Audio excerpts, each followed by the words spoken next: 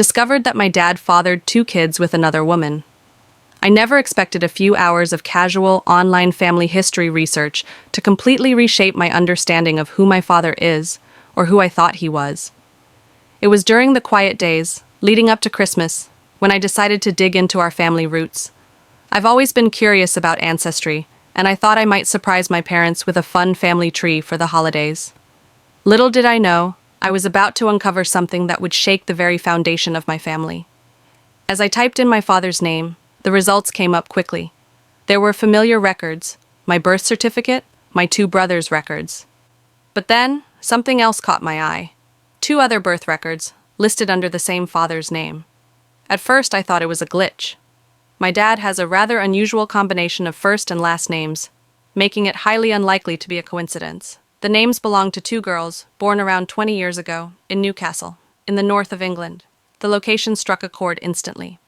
My dad had worked in Newcastle in the early 90s, for 5 years, commuting back to Wales on a 2-week rotation. My brothers and I were just little kids then. I remember missing him so much, it physically hurt.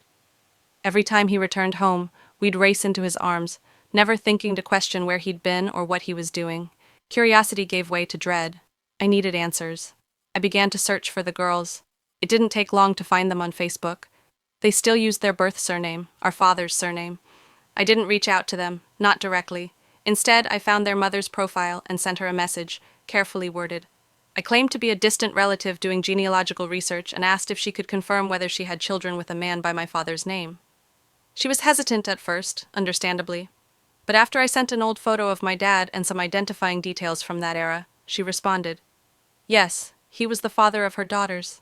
She scanned and sent me copies of the birth certificates. She had photos of him with the girls, baby pictures, pictures of my dad cradling these children in the same way he once cradled me. I felt like my chest was caving in. Then she asked if we could speak. I wasn't nervous about the call, just angry, furious.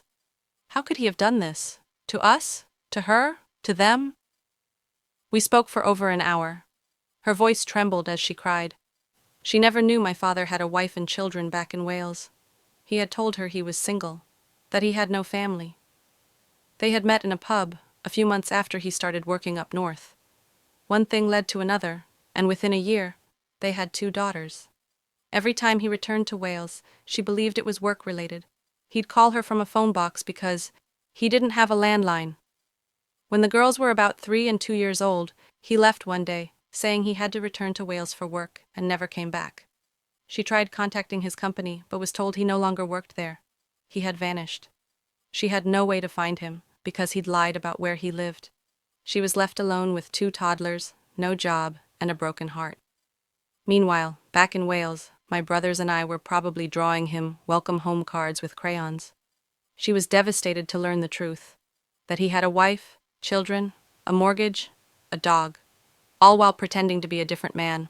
Her heartbreak was raw, even decades later. She had raised the girls alone, never remarrying, and now had to find a way to explain this lie to them. Lies built into the very foundation of their lives.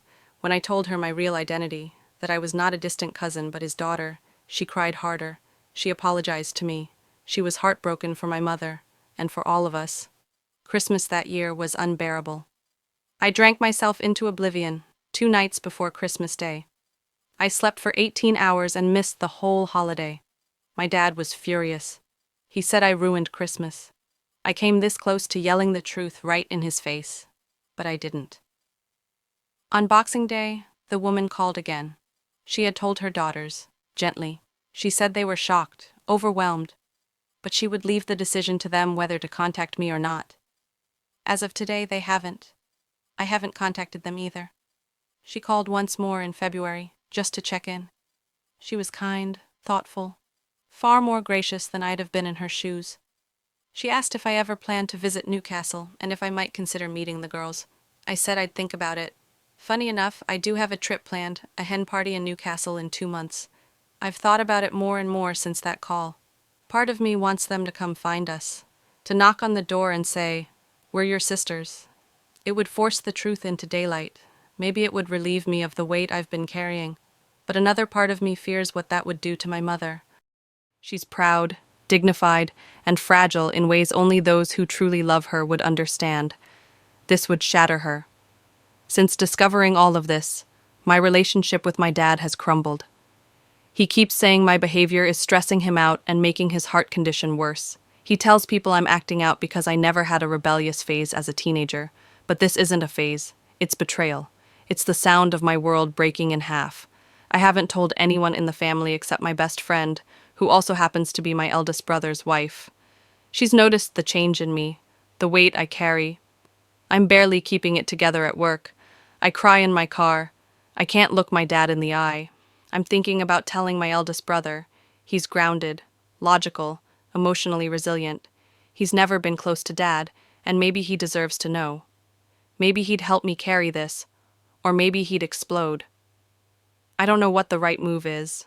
All I know is that I feel like I'm standing on a tightrope, strung between the truth and the destruction of my family. One step in either direction, and everything could fall apart. And yet, part of me feels that things already are falling apart, silently, invisibly, like rot under floorboards. I smile through dinners, I nod during conversations, but my heart pounds when my dad walks into the room. I flinch when he hugs my mother. I wonder if he looks at me and knows what I know, if he suspects that the walls between us are whispering. Sometimes I catch him glancing my way and holding his gaze just a moment too long. Maybe he knows. Maybe he's afraid I'll blow everything up. Maybe he's right to be afraid, because secrets like this don't stay hidden forever. And sometimes the truth doesn't set you free. It burns the whole damn house down. I don't have a clean resolution or moral lesson to wrap things up with a bow. Real life doesn't work that way. I still don't know if I'll meet my half-sisters. I don't know if I'll tell my brother or my mother, or if I'll just carry this weight for the rest of my life. But I do know this.